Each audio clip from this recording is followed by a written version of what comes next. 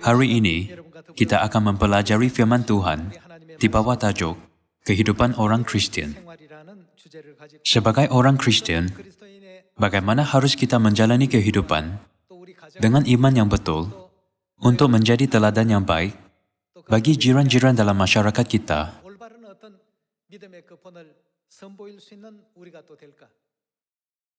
Kita harus menjadi garam dan cahaya dunia, agar sesiapa yang melihat tindakan kita akan berfikir, mereka mesti dari gereja Tuhan.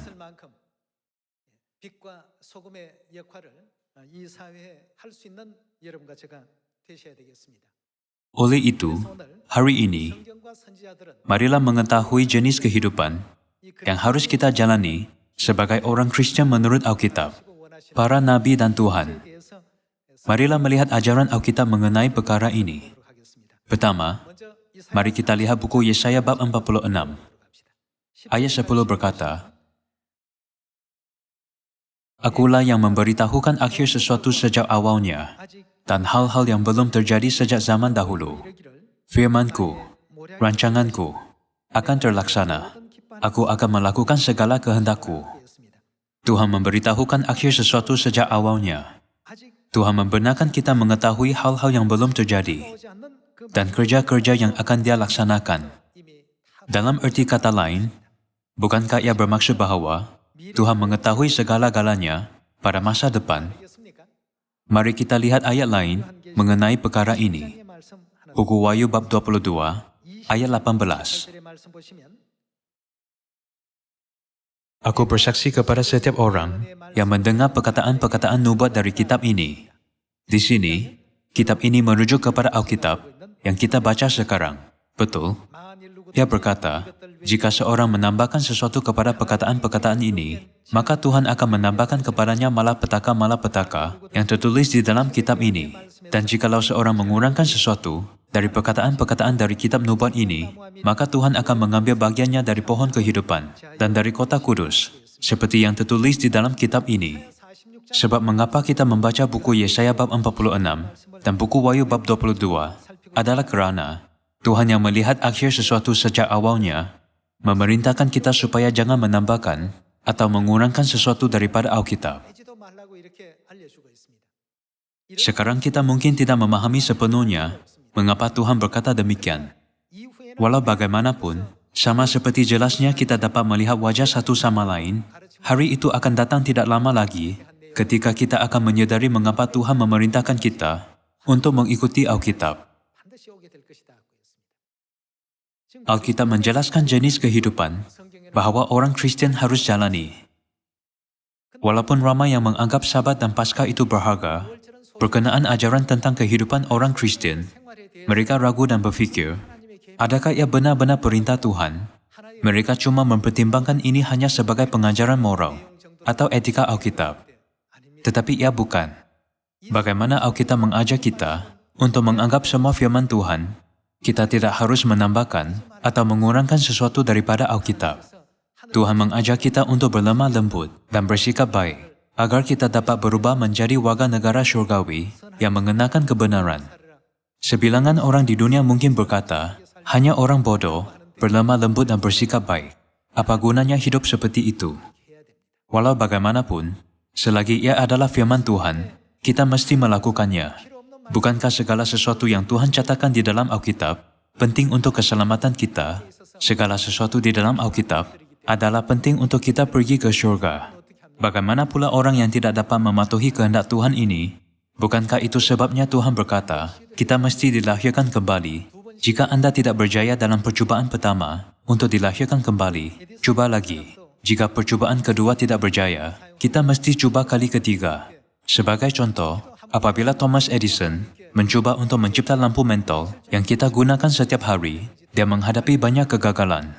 Dia berdoa kepada Tuhan selepas gagal, berkata, Aku akan memberikan cahaya kepada seluruh dunia. Tolong biarkan aku tahu apa masalahnya dan memberi aku cara yang lebih baik untuk mencipta lampu mentol. Dia berdoa secara berterusan seperti ini tanpa rehat, meminta bantuan Tuhan. Akhirnya, dia menciptakan salah satu keperluan yang amat penting untuk masyarakat moden dan menerangi dunia gelap ini. Kalian semua, Tuhan yang mengetahui akhir sesuatu sejak awalnya menulis setiap perkataan Alkitab. Dia juga memerintahkan kita supaya jangan menambahkan atau mengurangkannya. Oleh itu, janganlah kita mengabaikan satu perkataan pun yang tertulis di dalam Alkitab. Janganlah kita menganggap arahan dan perintah Tuhan dengan etika dan moral menurut standar duniawi. Sebaliknya, standar penghakiman kita mesti berdasarkan firman Tuhan. Ada yang mungkin berkata, Tuhan memberikan ajaran ini kepada kita agar kita dapat menjalinkan hubungan baik dengan orang lain tanpa melawan. Bukan masalah besar jika kita tidak melakukan ini. Apabila kita membandingkan fikiran sebegini dengan buku Wahyu bab 22 ayat 18-19, bukankah mereka sedang cuba mengatakan bahawa bukan masalah untuk menambahkan atau mengurangkan firman Tuhan? Apa yang Alkitab katakan, Tuhan akan menambahkan kepadanya malapetaka-malapetaka menurut jumlah yang telah ditambahkan di dalam Alkitab. Hak untuk pergi ke syurga akan diambil daripada orang yang mengurangkan perkataan-perkataan daripada Alkitab. Kalian semua, sebab mengapa kita membaca ayat-ayat ini dahulu adalah untuk membolehkan kita memiliki minda sebegini terhadap firman Tuhan. Terdapat beberapa kes tentang orang yang percaya kepada Tuhan dikritik oleh orang di dunia. Dia mendakwa bahawa dia percaya kepada Tuhan, namun kepribadiannya masih sangat kasar. Dia sangat mementingkan diri sendiri. Dia tidak peduli sesiapapun kecuali sendiri. Sudah tentu, ini bukan contoh-contoh ahli Sion kita. Kita dapat melihat banyak kes bahawa orang bercakap secara negatif tentang orang yang mendakwa bahawa mereka percaya kepada Tuhan. Bagaimana boleh mereka berkelakuan seperti itu sambil mendakwa bahawa mereka percaya kepada Tuhan? Bagaimana boleh orang sebegitu menjadi seorang penyembah, apatah lagi menjadi seorang pemegang gelaran? Yang menyebabkan saya tidak selesa hanya mendengar mereka bercakap tentang orang lain seperti itu. Ini tidak harus berlaku antara ahli-ahli Sion kita. Jika masih ada kebiasaan duniawi, kita harus mengubahkannya kepada kebiasaan syurgawi. Marilah melihat buku Matius bab 5. Bab 5 ayat 13. Kamu adalah garam dunia. Jika garam itu menjadi tawar, dengan apakah ia diasinkan? Tidak ada lagi gunanya selain dibuang dan diinjak orang. Kamu adalah terang dunia. Kota yang terletak di atas gunung tidak mungkin tersembunyi. Lagi pula orang tidak menyalakan pelita, lalu meletakkannya di bawah gantang, melainkan di atas kaki dian, sehingga menerangi semua orang di dalam rumah itu. Demikianlah hendaknya terangmu bercahaya di depan orang, supaya mereka melihat perbuatan jenis apa, perbuatanmu yang baik. Mereka melihat perbuatanmu yang baik dan memuliakan Bapamu yang di surga.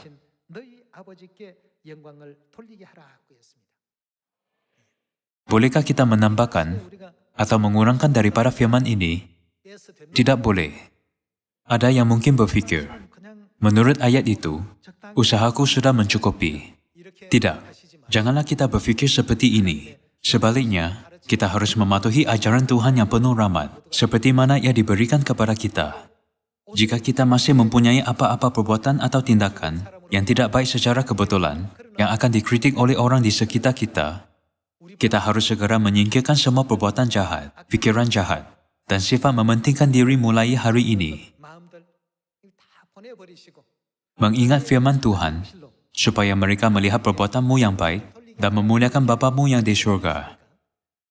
Langkah demi langkah, mari kita semua dilahirkan kembali dengan iman matang sebagai umat Tuhan. Mari kita lihat buku Titus bab 2. Jika kita ialah orang Kristen, bagaimana harus kita menjalani kehidupan kita? Jika seseorang berkata, tingkah lakunya tidak berubah walaupun dia percaya kepada Tuhan, maka tingkah laku kita mengaibkan Tuhan. Mari kita lihat bab 2 ayat 7. Dan jadikanlah dirimu sendiri suatu teladan dalam berbuat baik. Hendaklah engkau jujur dan bersungguh-sungguh dalam pengajaranmu, sihat dan tidak bercela dalam pemberitaanmu, sehingga lawan menjadi malu, karena tidak ada hal-hal buruk yang dapat mereka sebarkan tentang kita. Hamba-hamba hendaklah taat kepada tuannya dalam segala hal, dan berkenan kepada mereka. Jangan membantah. Membantah adalah tindakan penentangan. Kita harus memikirkan bagaimana boleh kita bercakap dengan hikmat dan bukannya membantah. Di sini ia berkata, hamba-hamba, tetapi kita hidup pada zaman yang tidak ada hamba-hamba. Namun, bukankah kita dikelilingi oleh struktur organisasi berhierarki di tempat kerja dan masyarakat kita? Melainkan apa yang atasanmu beritahu Anda untuk lakukan adalah sesuatu yang jahat dan melawan kehendak Tuhan. Jika tidak, sila patuhi dengan gembira tanpa membantah. Ayat 10. Dikatakan, jangan curang. Ini juga ajaran Tuhan di dalam Alkitab untuk orang Kristen. Jangan curang, tetapi hendaklah selalu tulus dan setia, supaya dengan demikian, mereka dalam segala hal melakukan apa? Memuliakan ajaran Tuhan, Juru Selamat kita. Jika kita melakukan ini, orang akan berfikir, sesungguhnya seseorang yang menjalani kehidupan sebegini boleh dipanggil sebagai orang yang benar-benar percaya kepada Tuhan. Mereka boleh diharap dan dipercayai. Alkitab mengajak kita untuk mengambil pimpinan dalam menetapkan teladan yang baik. Ayat 11. Karena kasih karunia Tuhan yang menyelamatkan semua manusia sudah nyata, yang mendidik kita supaya kita meninggalkan kefasikan dan keinginan-keinginan duniawi, dan supaya kita hidup bijaksana, adil, dan beribadah di dalam dunia sekarang ini. Pasti ada sebab mengapa Tuhan meminta kita untuk menjalani kehidupan sebegini. Semasa hidup di dunia ini, Tuhan tidak pernah meminta kita untuk melakukan apa-apa tanpa sebab. Tuhan tidak akan meminta kita untuk melakukan apa-apa yang tidak berkaitan dengan keselamatan kita. Semasa hidup di dunia ini, kita mesti sangat berhati-hati tanpa menambahkan maupun mengurangkan bahkan satu perkataan daripada 66 buah buku Alkitab. Walaupun kita hidup dengan cara duniawi sampai sekarang, memandangkan kita telah datang untuk mempelajari dan mengetahui firman Tuhan, bukankah kita harus mengamalkannya mulai saat ini? Ayat 13. Dengan menantikan pengendapan pengharapan kita yang penuh bahagia dan penyataan kemuliaan Tuhan yang Maha Besar dan Juru Selamat kita Yesus Kristus yang telah menyerahkan dirinya bagi kita untuk membebaskan kita dari segala kejahatan dan untuk menguduskan bagi dirinya suatu umat, kepunyaannya sendiri yang rajin berbuat baik. Dikatakan bahwa Tuhan memberikan semua ajaran dan arahan ini untuk menguruskan bagi dirinya suatu umat kepunyaannya sendiri. Kalian semua, bukankah kita semua umat Tuhan? Kita ialah umat Tuhan, dan tambahan lagi, kita juga anak-anak Tuhan. Tuhan memberi kita ajaran ini agar kita dapat menjadi umat Tuhan. Kalau begitu, kita mesti membezakan diri kita daripada orang di dunia yang tidak hidup menurut ajaran-ajaran ini. Ada yang mungkin berfikir, bukankah tidak apa-apa untuk hidup bermoral dan beretika sahaja tanpa mempercayai Tuhan? Itu tidak benar. Sebagai umat Tuhan yang berada dalam kebenaran, Dia mengajak kita cara untuk menjalani kehidupan kita. Orang Israel mesti melalui padang gurun sebelum memasuki tanah Kanaan. Mereka menghabiskan 40 tahun yang panjang di padang gurun. Selama waktu itu, Tuhan memberi mereka perintahnya dan mengajar mereka kepentingan hari Sabat dan cara untuk hidup dalam kepatuhan kepada firman-Nya.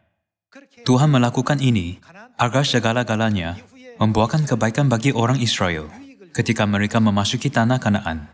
Pada masa kini, semasa hidup di bumi, kita mungkin berfikir orang di sekitar aku tidak berperasaan, jahat, biadab. Mereka mementingkan diri sendiri dan hanya pedulikan diri sendiri. Mungkin aku harus bertindak hanya seperti mereka. Orang di dunia dimiliki dunia, tetapi memandangkan kita dimiliki syurga, kita harus hidup menurut ajaran-ajaran Tuhan. Tuhan menyuruh kita untuk menjadi garam dan cahaya dunia. Peranan cahaya adalah untuk menghalau kegelapan, dan garam digunakan sebagai pengawet untuk mencegah benda merosakkan. Melalui anak-anak Sion, Tuhan ingin menyucikan dunia yang korup ini. Oleh itu, sebagai orang Kristen, kita mesti hidup dengan cara ini secara mutlak. Saya berharap bahwa kita dapat mengukir ini dalam hati kita pada masa ini. Walaupun kita telah mempelajari perintah dan hukum Tuhan banyak kali, Sila baca perkataan-perkataan mengenai kehidupan kita sebagai orang Kristen di dalam buku Efesus bab 4. Untuk menyelamatkan kita, terdapat banyak pelajaran yang diberikan Tuhan kepada kita. Walaupun pelajaran-pelajaran ini ada di dalam Alkitab, ada yang berkata, Alkitab hanya adalah panduan bagi kita untuk menjalani kehidupan harian kita semasa di dunia ini. Adakah ia benar-benar ada hubungan dengan keselamatan kita? Kata-kata sebegitu adalah mengarut. Segala sesuatu yang tertulis di dalam 66 buah buku Alkitab berkaitan dengan keselamatan kita. Bukankah perkataan-perkataan dari kitab nubuat ini termasuk semua 66 buah buku Alkitab? Apa yang terjadi jika sesiapa menambahkan sesuatu kepada buku ini? Janganlah kita menambahkan pendapat kita sendiri. Mari kita melakukan yang terbaik untuk mematuhi ajaran-ajaran Tuhan dan berusaha untuk mengamalkannya sambil berfikir, apakah ajaran-ajaran telah diberikan Tuhan kepada kita dalam rancangannya demi keselamatan manusia? Marilah melihat buku Efesus bab 4. Bab 4 ayat 17. Sebab itu kukatakan dan kutegaskan ini kepadamu di dalam Tuhan. Jangan hidup lagi sama seperti orang-orang yang tidak mengenal Tuhan, dengan pikirannya yang sia-sia. Bukankah ini bermaksud bahwa kita tidak boleh hidup seperti orang yang tidak mengenal Tuhan? Ayat 18. Dan pengertiannya yang gelap, jauh dari hidup persekutuan dengan Tuhan, karena kebodohan yang ada di dalam mereka, dan karena kedegilan hati mereka. Ini bermaksud, ini adalah orang yang menjalani kehidupan sekular, merayau-rayau tanpa tujuan di dunia, tersisih daripada Tuhan. Perasaan mereka telah tumpul, sehingga mereka menyerahkan diri kepada hawa nafsu dan mengerjakan dengan apa? Dengan serakah. Maksudnya, mereka bersikap tamak. Tamak adalah sikap mementingkan diri. Segala macam kecemaran. Ayat 20. Ia berkata, tetapi kamu bukan demikian. Kamu telah belajar mengenal Kristus. Terdapat perbezaan besar antara ajaran-ajaran yang kita terima dengan ajaran-ajaran yang diterima oleh orang di dunia. Ini adalah kerana kita diajar oleh Tuhan. Kalau begitu, bukankah kita harus memiliki pandangan umat Tuhan sebagai orang yang diajar olehnya? Tetapi kamu bukan demikian. Kamu telah belajar mengenal Kristus. Ayat 21. Karena kamu telah mendengar tentang Dia dan menerima pengajaran di dalam Dia, menurut kebenaran yang nyata dalam Yesus, yaitu bahwa kamu, berhubung dengan kehidupan kamu yang dahulu, harus menanggalkan manusia lama yang menemui kebinasaannya oleh nafsunya yang menyesatkan. Kita mesti membuang cara kehidupan kita yang lama, manusia lama, sifat lama, fikiran duniawi kita. Ayat 23. Supaya kamu dibaharui di dalam roh dan pikiranmu dan mengenakan manusia baru yang telah diciptakan menurut kehendak Tuhan, di dalam kebenaran dan kekudusan yang sesungguhnya. Hanya ketika itu, kita semua dapat memasuki kerajaan syurga. Marilah menyambung dengan ayat 25. Karena itu buanglah apa? Kita harus membuang dusta. Dan berkatalah benar seorang kepada yang lain. Karena kita adalah sesama anggota. Apabila kamu menjadi marah, janganlah kamu berbuat dosa. Janganlah matahari terbenam sebelum padam amarahmu. Dan janganlah beri kesempatan kepada iblis. Orang yang mencuri, janganlah ia mencuri lagi, tetapi baiklah ia bekerja keras dan melakukan pekerjaan yang baik dengan tangannya sendiri, supaya ia dapat membagikan sesuatu kepada orang yang berkekurangan. Janganlah ada perkataan kotor keluar dari mulutmu, tetapi pakailah perkataan yang baik untuk membangun di mana perlu, supaya mereka yang mendengarnya beroleh kasih karunia. Dan janganlah kamu mendudakan Roh Kudus Tuhan, yang telah memeteraikan kamu menjelang hari penyelamatan. Segala kepahitan, kegeraman, kemarahan, pertikaian dan fitnah hendaklah dibuang dari antara kamu. Apalagi perlu dibuang? Demikian pula segala kejahatan.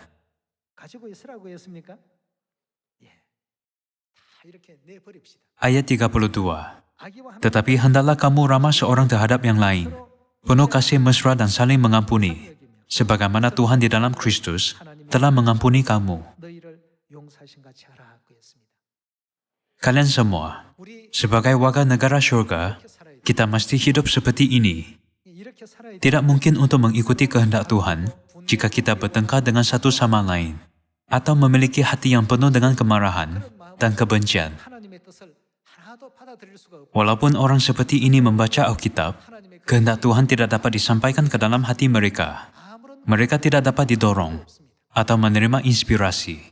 Sekali lagi, mari kita merenungkan diri sendiri. Terdapat sebab yang jelas mengapa kita mesti menjalani kehidupan kita dengan cara ini. Kita mempunyai sebab yang baik untuk hidup taat kepada Tuhan. Janganlah kita berfikir bahawa kita boleh hidup seperti yang dilakukan oleh orang lain. Sekali lagi, saya ingin meminta anda semua agar tidak dihanyutkan oleh arus dunia, tetapi selalu berpegang pada ajaran-ajaran Tuhan. Tuhan memberikan banyak ajaran yang berharga tentang keluarga juga. Walau bagaimanapun, kadang-kala saya melihat sebilangan orang mengabaikan ajaran-ajaran sebegini dengan mudah, disebabkan pandangan dan perasaan pribadi mereka sendiri. Buku Efesus bab 5, ayat 22 berkata, "Hai istri, tunduklah kepada suamimu seperti kepada Tuhan." Ini bukan fikiran atau pendapat saya sendiri. Ini adalah firman Tuhan. Tidakkah anda berfikir bahawa terdapat sebab mengapa Tuhan yang melihat akhir sesuatu sejak awalnya mengucapkan perkataan-perkataan ini? Tidak ada apa yang diciptakan tanpa kehendak Tuhan, termasuk langit, bumi, atau apa-apa dalam semua ciptaan.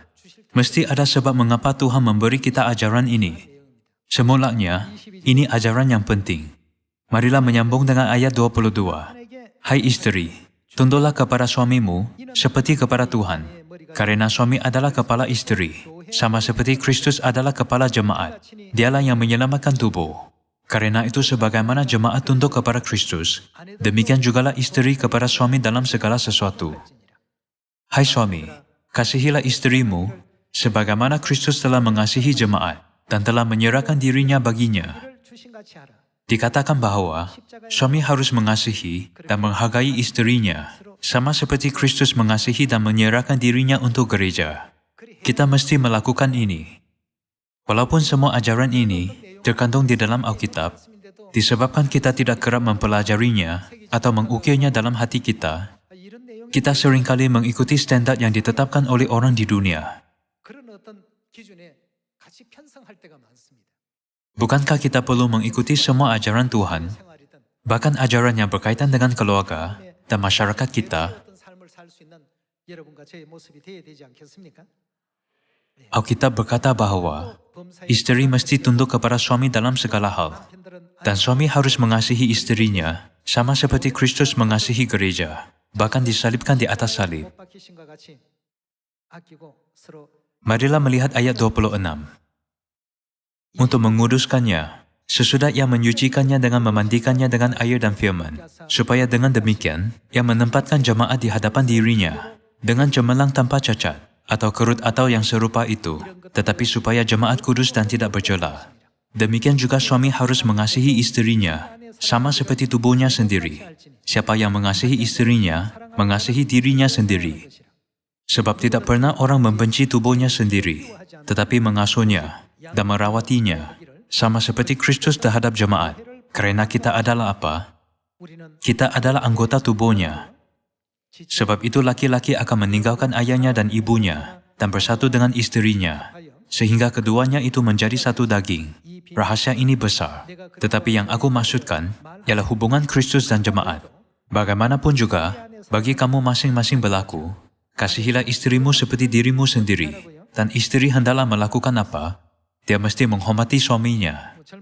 Semasa masih muda, suami berusaha banyak untuk menyokong keluarganya. Kita tidak harus mengabaikan mereka yang telah bersara sekarang. Bagaimana harus kita melayan mereka sesudah mereka bersara? Kita harus berkata, begitu banyak Anda telah mengorbankan diri untuk memberikan makanan dan menyokong keluarga kita. Mulai sekarang, mari kita percaya kepada Tuhan bersama-sama dan menjalani keseluruhan hidup kita dengan selesa. Pada masa lalu, ketika dia pulang ke rumah, selepas hari kerja yang panjang, dia disambut oleh semua ahli keluarga yang berkata, "Terima kasih banyak atas semua kerja kerasmu." Jangan melayan dia dengan kurang baik, hanya kerana dia telah bersara dan lanjut usia. Suami dan istri harus melayan satu sama lain dengan cara yang sama tanpa mengira sebelum atau selepas bersaraannya. Marilah merenungkan sekali lagi, mengapa Tuhan memberi kita ajaran ini di dalam Alkitab. Janganlah kita hidup seperti orang di dunia. Sebaliknya menetapkan standar kehidupan kita berdasarkan firman Tuhan. Jika kita menyambung dengan bab 6, kita dapat melihat ajaran-ajaran Tuhan mengenai hubungan antara ibu bapa dengan anak-anak. Buku Efesus bab 6 ayat 1. Hai anak-anak, taatilah orang tuamu di dalam Tuhan, karena haruslah demikian. Taatilah dalam Tuhan bermaksud menjalani kehidupan, kepatuhan dalam kepercayaan bersama. Ayat 2. Apa yang harus kita lakukan? Hormatilah ayahmu dan ibumu. Ini adalah suatu perintah yang penting, seperti yang nyata dari janji ini, supaya kamu berbahagia dan panjang umurmu di bumi.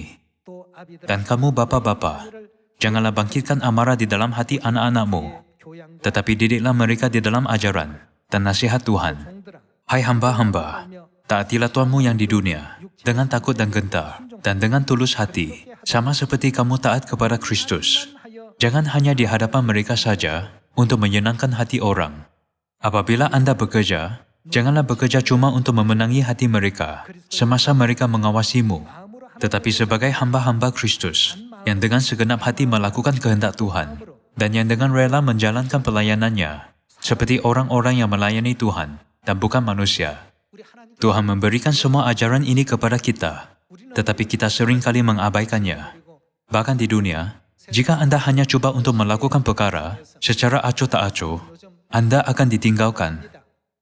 Kalian semua, tidak kira di mana kita tinggal, atau apa jenis orang di sekitar kita harus sentiasa memperlihatkan ciri-ciri anak-anak Tuhan.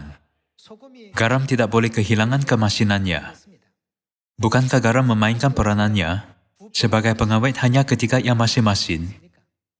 Itulah mengapa Tuhan menyuruh kita untuk menjadi garam dan cahaya dunia. Sama ada untuk kerja fisikal atau rohani, saya berharap bahwa kita semua akan menjadi anak-anak Tuhan yang memainkan peranan garam dan cahaya dunia. Marilah menyambung dengan ayat 7. Dan yang dengan rela menjalankan pelayanannya, seperti orang-orang yang melayani Tuhan, dan bukan manusia. Kamu tahu bahwa setiap orang, baik hamba maupun orang merdeka, kalau ia telah berbuat sesuatu yang baik, ia akan menerima balasannya dari Tuhan. Dan kamu tuan-tuan, perbuatlah demikian juga terhadap mereka, dan jauhkanlah ancaman. Ingatlah bahwa Tuhan mereka dan Tuhan kamu ada di surga, dan ia tidak memandang muka. Sebagai ganti perkataan hamba yang digunakan di sini, kita dapat memahami ini sebagai hubungan antara orang yang berada di kedudukan tinggi dengan orang yang berada di kedudukan rendah. Walaupun Anda berada dalam jenis hubungan ini, jangan bekerja hanya untuk memenangi hati mereka, tetapi bekerja seperti Anda lakukan apa yang diamanahkan Tuhan kepadamu.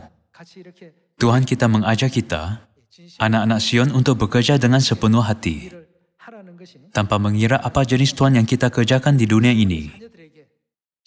Ada orang yang tertanya-tanya, adakah mematuhi atasanku benar-benar memutuskan sama ada aku akan memasuki surga atau tidak? Adakah aku benar-benar perlu mematuhi atasanku? Jika seseorang bertanya soalan sebegini, disinilah cara Yesus akan menjawab. Buku Injil Matius, bab 5 ayat 20. Maka aku berkata kepadamu, jika hidup keagamaanmu tidak lebih benar daripada hidup keagamaan ahli-ahli Taurat dan orang-orang Farisi, sesungguhnya, apa yang tidak akan terjadi, kamu tidak akan masuk ke dalam kerajaan surga. Terdapat penerang ayat penting yang perlu kita fokuskan dalam ayat itu. Apakah itu? Perkataan sesungguhnya. Dikatakan, jika hidup keagamaanmu tidak lebih benar daripada hidup keagamaan ahli-ahli Taurat dan orang-orang Farisi, sesungguhnya, kamu tidak akan masuk ke dalam kerajaan surga. Kalian semua, jika kita mengabaikan perkara-perkara ini dengan mengatakan, bukankah Tuhan memberi kita ajaran-ajaran etika dan moral ini hanya untuk menjadikan kita orang baik? Adakah ia benar-benar membuat perbezaan sama ada kita melakukan ini atau tidak? Sesungguhnya ia akan. Perkataan, sesungguhnya kamu tidak akan masuk ke dalam kerajaan surga, bukan ide atau pendapat saya. Ini adalah ajaran langsung daripada Tuhan yang diberikan kepada semua manusia. Jadi kita semua yang menuju ke arah surga mesti menjalani kehidupan kita menurut ajaran-ajaran ini.